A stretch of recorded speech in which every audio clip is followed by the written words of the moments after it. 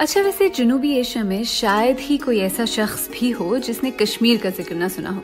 यानी नस्लें गुजर गईं लेकिन मसला कश्मीर जहां था वहीं खड़ा है।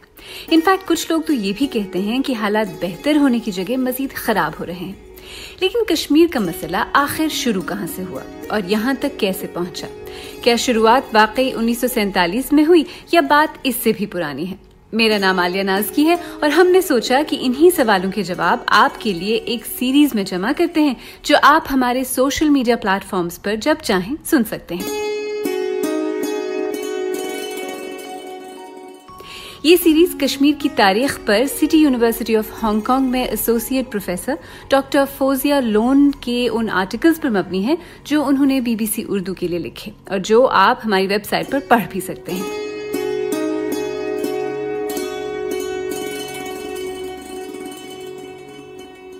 तो सबसे पहले तो ये बताएं कि क्या आपको ये पता है कि अंग्रेजों ने 1947 से करीबन 100 साल पहले 1846 में कश्मीर को बेच दिया था? वाकई 1846 की अमृतसर सेल डीड के तहत अंग्रेजों ने कश्मीर को डोगरा राजा गुलाब सिंह को फरोख्त किया। कश्मीर किन शराइत पर बिका और इसके कश्मीरियों पर क्या असरात पड़े, ये सब समझने के लिए ये जानना अहम है कि कश्मीर की तारीख हमलावरों से भरी हुई है। कश्मीर की तारीख को आम तौर पर 4 अदवार में तकसीम किया जाता है। हिंदू राजाओं का कदीम दौर, जिसकी तफसील कलहन पंडित की लिखी हुई कदीम किताब राज तरंगिनी में मिलती है। कश्मीरी मुसलमानों का दौर, जिन्हें सलातीन कश्मीर कहा जाता है। मुगल दौर, जिसे शाहान मुगलिया कहा जाता है। और पठानों का दौर, जिसे शाहान दुर्रानी कहा जाता है। इनमें से तमाम गैर कश्मीरी अदवार में जो बात मुश्तरक थी वो कश्मीरियों पर होने वाले मजालिम और उनका इस्तेहसाल है, जो कि तारीख की कई किताबों में दर्ज है। इन मजालिम और इस्तेहसाल के बावजूद 8वीं से 14वीं सदी तक कश्मीर किसी न किसी हद तक खुद मुख्तार और खुशहाल था। 14वीं सदी में इस्लाम कश्मीर पहुंचा और आबादी का एक बड़ा हिस्सा मुसलमान हो गया। मुगलिया सल्तनत ने सन 1586 से 1751 तक कश्मीर पर हुकूमत की। सन 1752 से 54 के दौरान अफगानिस्तान के अहमद शाह अब्दाली ने मुगलों से कश्मीर को हासिल करके कश्मीर पर जाबिराना तसल्लुत कायम किया। कश्मीर में अफगान दुरानी दौर सन 1819 तक चला, जब पंजाब के महाराजा रणजीत सिंह की क़यादत में सिखों ने शोपियन की जंग में अफगान गवर्नर को शिकस्त दी। सन 1822 में रणजीत सिंह ने हिंदू डोगरा बिरादरी से ताल्लुक रखने वाले गुलाब सिंह को उनकी खिदमात के एवज जम्मू का राजा बना दिया। गुलाब सिंह ने इसमें राजौरी, पुंछ, बदरवा और किश्तवाड़ का इजाफा किया। सन 1839 में रणजीत सिंह की वफात के बाद गुलाब सिंह का मकाम मजीद नुमाया हो गया। सन 1845 में बरतानिया ने ये कहकर सिखों के साथ जंग छेड़ दी कि महाराजा वक्त ने महाराजा रणजीत सिंह के साथ 1809 में तय पाने वाले मुआहदे अमृतसर की खिलाफवर्जी की है, जिसके जरिए सिख सल्तनत की मशरकी सरहदें तय होनी थी।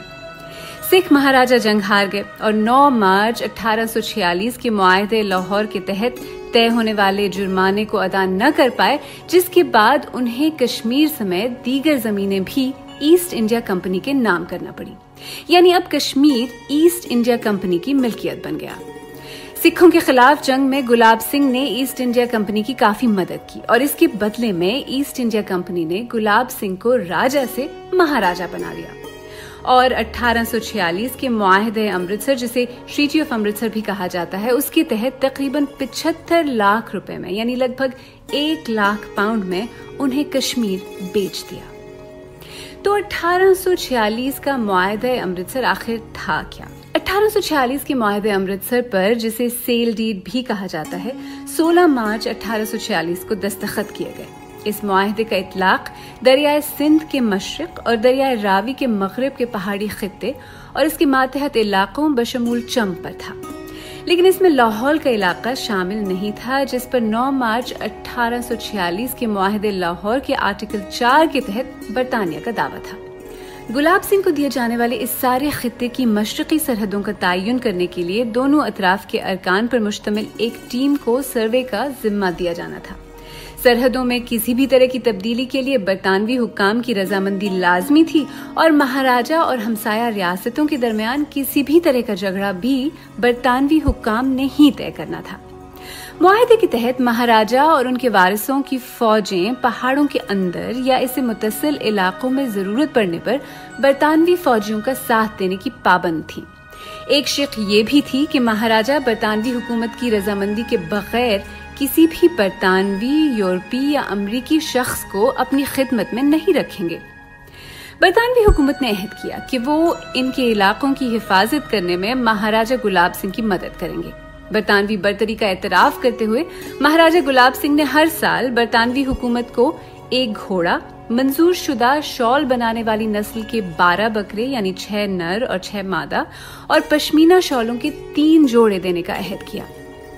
सन 1846 का मुआहदा अमृतसर हिंदुस्तान की दीगर खुद मुख्तार शाही रियासतों या रजवाड़ों के साथ किए जाने वाले मुआहदों से बहुत मुख्तलिफ था, क्योंकि इसमें एक बरतानवी रेजिडेंट की तैनाती के बारे में कोई शिक नहीं थी। मुआहदा अमृतसर पर उस वक्त भी सख्त तनकीद हुई, इस वजह से भी कि वो 75 लाख जिसके एवज कश्मीर गुलाब सिंह को मिला, उसकी वसूली के लिए आम कश्मीरियों पर बहुत भारी टैक्स लगाया गया। खुद बरतानिया में इस पर तनकीद हुई और ये कहा गया कि कश्मीरियों को बेचकर महाराजा का गुलाम बना दिया गया है। रॉबर्ट थॉर्प ने, जो कि हिंदुस्तान में बरतानवी फौज के एक अफसर थे, लिखा कि ये इतनी बड़ी नाइंसाफी है कि इससे जदीद तहजीब की रूह की नफी होती है और उस मजहब के हर उसूल के बिल्कुल उलट है जिसके पैरोकार होने का हम दावा करते हैं। डॉक्टर एमस्ली एक मिशनरी डॉक्टर थे और उनका ताल्लुक स्कॉटलैंड से था। उन्होंने कश्मीर में बहुत वक्त गुजारा। उन्होंने लिखा कि लोगों का शर्मनाक इस्तेहसाल हम अंग्रेजों के लिए शर्मनाक है, क्योंकि हमने इस मुल्क को उसके मौजूदा जालिम हुक्मरानों को बेच दिया, हजारों जीते जागते इंसानों के साथ जिन्हें हमने दायमी गुलाम बना दिया। मुआहदा अमृतसर कश्मीर में डोगरा हुकूमत मजबूत करने की तरफ पहला कदम था। इस तरह जम्मू कश्मीर की नई रियासत बरतानवी साम्राज्य के हिंदुस्तान में एक खुद मुख्तार शाही रियासत के तौर पर शामिल हो गई। इस मुआहदे से कश्मीरी अवाम और कश्मीर की जदीद तारीख पर क्या असरात मुरतब हुए, इनका जिक्र इस पॉडकास्ट सीरीज की अगली किस्त में जरूर सुनिएगा।